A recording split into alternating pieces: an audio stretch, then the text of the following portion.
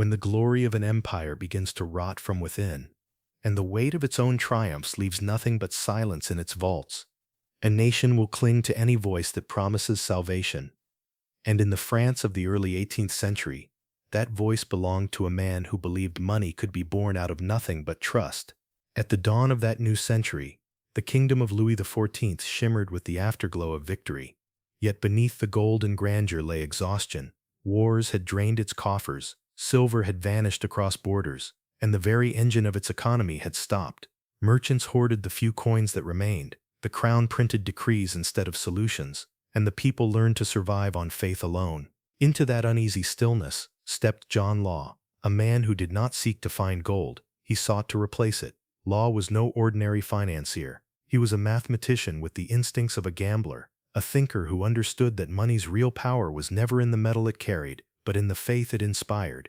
To him, wealth was not a substance but a story, and if that story could be rewritten, an entire kingdom could be reborn. What he proposed was nothing less than heresy to centuries of economic thought, that the value of a nation could be sustained by paper, backed not by gold, but by confidence. In 1716, with royal approval, Law founded the Banque Générale, a private bank empowered to issue paper notes that promised to stand equal to coin.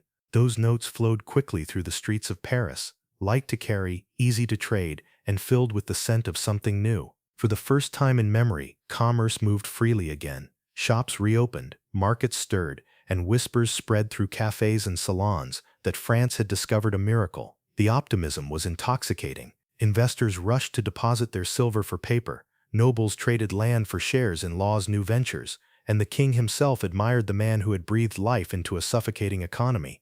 To the public, Law was no longer a foreigner or an adventurer. He was a prophet of wealth, a man who had made the impossible sound rational, yet beneath the applause, a quiet truth pulsed like a warning. Every note that left the Banque Générale's vaults was a promise, and every promise stretched the fragile thread of belief, holding the system together. What glittered in the hands of the people was not gold, it was trust, multiplied. John Law had not merely invented a new kind of money, he had conjured a new kind of faith, and though the nation did not yet know it, faith would prove far more dangerous to lose than gold itself. The promise of John Law's paper money soon demanded something greater than belief. It needed expansion, spectacle, and a vision grand enough to keep the illusion alive. In the glittering heart of Paris, Law conceived the next phase of his revolution. A vast economic machine that would transform France into the center of global trade. Its name was the Mississippi Company, and through it he offered not only financial salvation but the dream of empire. He convinced the monarchy to merge the tangled web of colonial charters, trading monopolies, and tax farms into one colossal enterprise, a single vessel through which the wealth of the New World would pour back into France. Land in Louisiana, a territory most had never seen, became the new Eden. Pamphlets described streets paved with silver, fields shimmering with gold dust, and rivers that could make a common man rich. Paris erupted in a frenzy. Every morning crowds gathered in the narrow Rue Quincampoix, where shares of the Mississippi Company changed hands like sacred relics.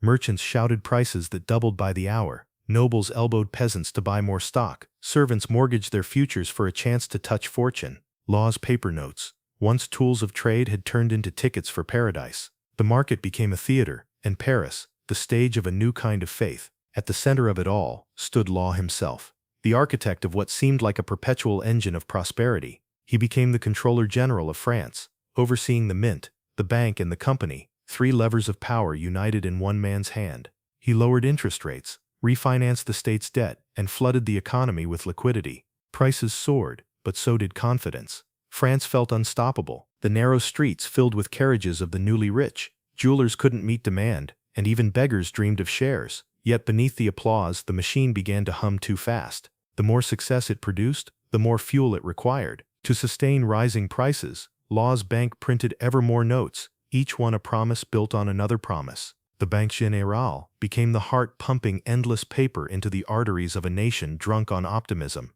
People no longer asked whether the notes could be redeemed for silver. They no longer wanted silver. Paper was faster, lighter, and limitless. Law, ever the mathematician, believed he could manage the illusion through precision, that he could balance expansion with confidence like a gambler reading the odds. But he had underestimated the psychology of his creation. Greed and faith do not move in harmony, they spiral, and as his system spun faster, France's economy began to detach from reality itself. In the salons that once whispered admiration, a quieter fear began to stir. Prices climbed beyond reason. The poor found goods slipping out of reach. The same paper that had made fortunes now bought less each week. But the frenzy on Rue Quincampoix drowned every warning. To doubt law's miracle was to risk missing it. For a brief, blinding moment, France seemed to live in the future, a world where wealth could multiply endlessly and credit could replace substance.